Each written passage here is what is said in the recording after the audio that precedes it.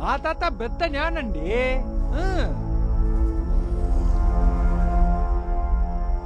ఆయనతో గొడవపడి ఊరు వచ్చేసానండి. ఏ నేనేనండి ఆయన మాటని ఎక్కించుకోలా. నేను పుట్టిందే అడవిలోనండి. వంశపారంపర్యంగా ఇలాగేనండి. నిజమేంటంటే కొన్నేళ్ల క్రితం మమ్మల్ని అడవి నుంచి తరివేశారు. ఇంతకుముందు నా చిన్నప్పుడు గవర్నమెంట్ వాళ్ళు మాకు ఇల్లు కట్టించేవాళ్ళు. అదంతా మాకు అసలు ఇష్టం లేదండి. ఆ విధంగానండి ఈ మనుషులు అడవిలోకి రావటం, అడవిని నాశనం చెయ్యటం మా వాళ్ళకి అసలు ఇష్టం లేదండి. ఈ విషయం మా తాతకి చెప్పను అనుకోండి, మా తాత ఏం చేస్తారంటే ఆ పాత ఇల్లుంది చూడండి, అక్కడ ఆ చెట్టు వేరు అలా పాకుతూ ఉంటుంది. దాని పక్కకి వెళ్ళి చూసి ఓహో అని నవ్వుతాడండి. చాలా మంది మా తాతను చూసి జ్ఞాని అంటారు, కొంతమంది పిచ్చోడంటారు. కానీ ఆయన అప్పుడు ఎందుకలా నవ్వాడని నాకు అర్థం కాలేదు. బాగా ఆలోచిస్తే ఆయన ఎందుకలా నవ్వాడని ఇప్పుడు తెలిసింది.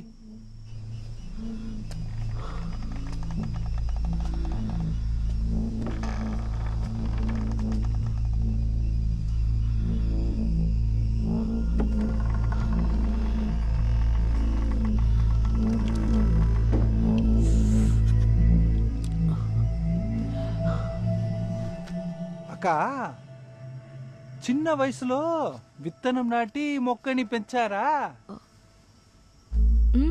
పెంచాను. అప్పుడు నీకు తెలిసి ఉంటుంది అక్క. ఇప్పుడు ఓ విత్తనం నాటారనుకోండి, అది పెరగాలంటే దానికి కావాల్సిన మట్టి, ఎరువు, నీరు అన్ని పెట్టాలండి. అప్పుడే అది మొలుస్తుంది.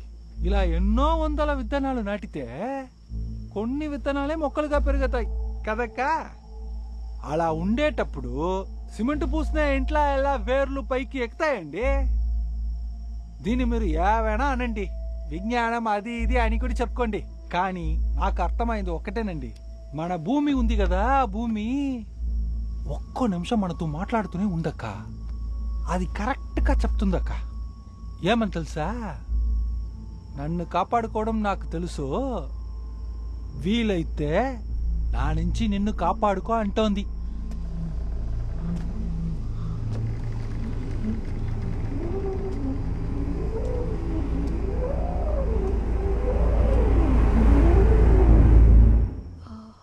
Sounds like Gaia hypothesis. అర్థం కాలేదు. It's not a hypothesis anymore. It's a scientific theory. నా బొరగేది ఎక్కట్లేదండి. అర్థమయ్యేలా చెప్తా.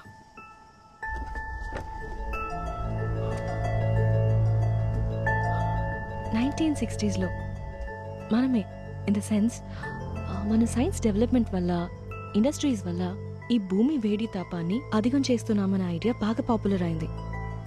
అప్పుడు ఎంతో మంది సైంటిస్ట్, ఎన్విరాన్మెంటలిస్ట్ అందరూ ఈ తాపాన్ని ఎలా తగ్గించాలో ఆలోచించడం మొదలెట్టారు. అప్పుడే ఒక బ్రిటిష్ సైంటిస్ట్ జేమ్స్ లవ్లాక్ అనే ఆయన ఈ థియరీని ప్రపోజ్ చేశారు. ఈ థియరీ ప్రకారం మన భూమి మొత్తం ఒక ప్రాణం ఉండే ఆర్గానిజం. మన శరీరంలో కొన్ని కోట్ల క్రిములు ఉంటాయి, బ్యాక్టీరియా, వైరస్, ఫంగస్ లాంటివి. ఆ క్రిములలాగే ఈ భూమి మీద మనం జీవిస్తున్నాం. ఈ భూమి మన జీవనానికి తగ్గట్టు వేడిని అడ్జస్ట్ చేస్తూ మనకిస్తుంది. ఒకవేళ మన శరీరంలో ఉండే ఒక క్రిమి యొక్క సంఖ్య అధికమవుతే ఏమవుతుందో చెప్పు?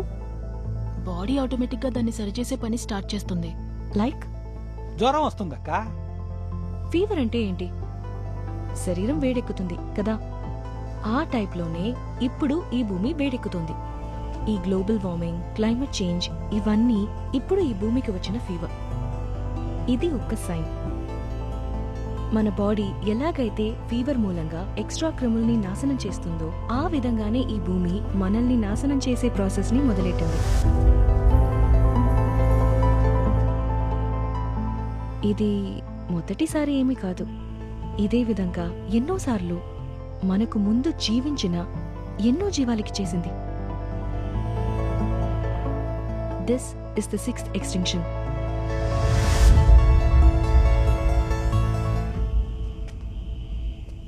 ఇప్పుడు ఇదంతా ఎందుకు చెప్తున్నారు? కొద్దిసేపటి క్రితం కథ మొత్తం చదివారు కదక్క, నీకు ఏమి అర్థమైంది?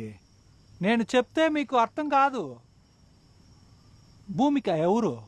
ఆటిజం వల్ల భూమిక వేరెవరో కాదండి, ఈ భూమే అక్క.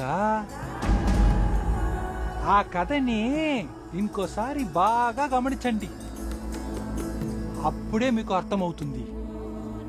తనకి మంచి చెడు తెలియదక్క, ప్రేమించడము ఆదరించడమే తెలుసు. తన మీద నకిలీ వాటిని వేస్తే ఒప్పుకోదు. తనకంటూ ఓ పద్ధతి ఉందక్క, దాన్ని మారిస్తే తను తట్టుకోలేదక్క. ఈ భూమిని నేను కట్టుబాటులోకి తీసుకోగలనన్నదే లేదండి. పేపర్ కి బయట పెయింట్ చేద్దని నీకు ఎన్నిసార్లు చెప్పానమ్మా? తనకి కట్టుబాట్లాడవి లేవక్క. అలా మీరు మీ ఇష్టానికి తనని ఏలాలంటే అదే న్యాయం చెప్పండి? మన స్కూల్లో నిన్ను చేర్చుకున్నారు. భూమికకి ఇవన్నీ అక్కరలేదు. మీరందరూ పిచ్చోలండి.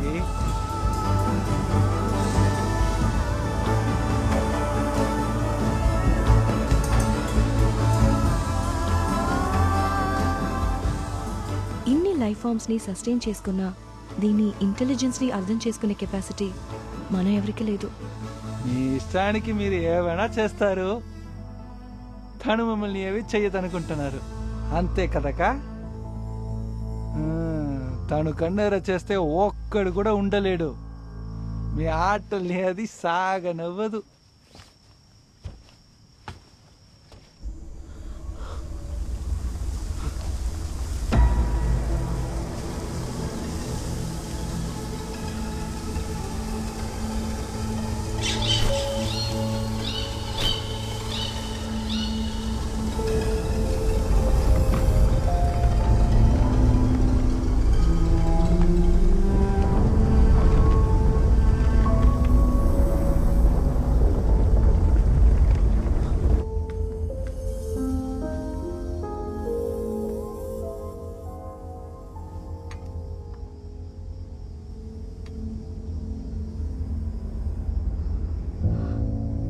శామ్, అదితి,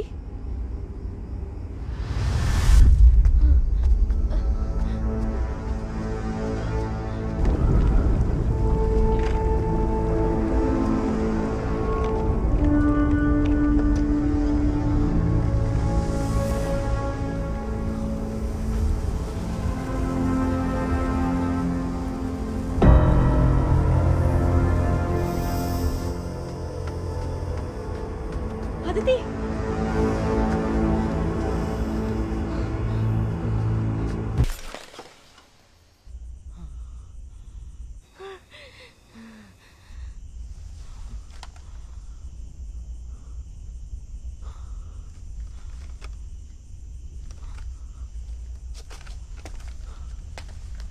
గాయత్రి, గాయత్రి ఎక్కడున్నావు?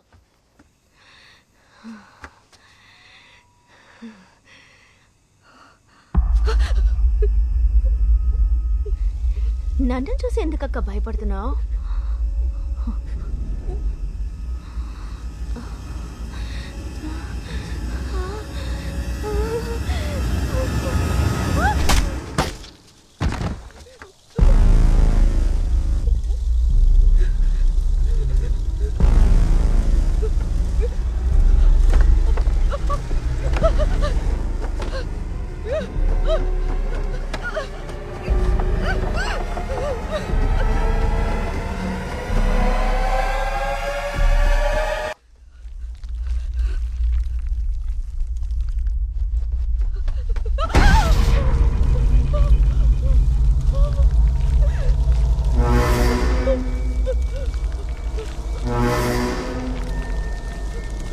No.